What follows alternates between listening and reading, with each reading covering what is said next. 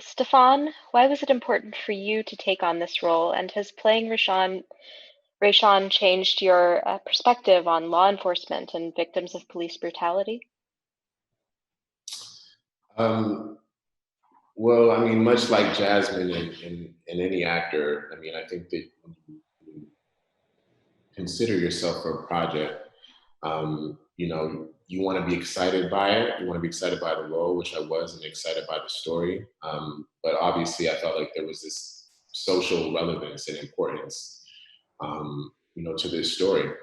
As far as whether it's changed my outlook, not really. I've been very familiar with these stories.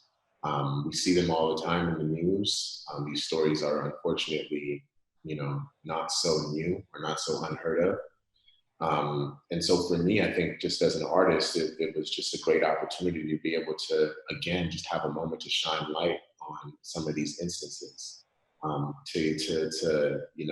think, give a level of humanity to these characters is something that I really, really was excited about. Stefan, each episode of Free Rayshawn is an adrenaline thrill ride.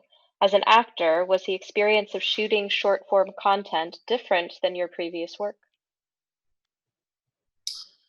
No, not at all. I mean, I think that we were all a little bit weary of what exactly Quibi was and what that would mean for our whole filming process.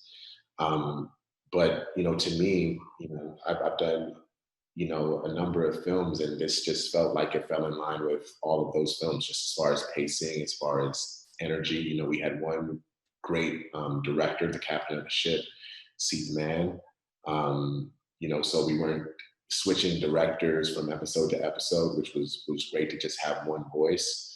I think we shot it, almost like a film, and so it felt very, very natural. And Stefan, tell us, what was it like working with executive producer Antoine Fuqua and director Sith Main? I really enjoy working with Antoine. I've been a big fan of his work, for a long time. Uh, Antoine and I sat down for lunch. The first time he presented me this idea of Free Ray Sean. That was sort of a modern day take on Dog Day Afternoon. And Dog Day Afternoon is one of my favorite films ever. Um, and to be able to do it with a guy like Antoine at the helm, and obviously finding out that Steve Mann, who's been brilliant pretty much since the beginning, was going to be involved. It all just made it a really, really exciting prospects. Those guys are, they're top of the line as far as vision, as far as execution, and I think that we see a prime example of that in this piece.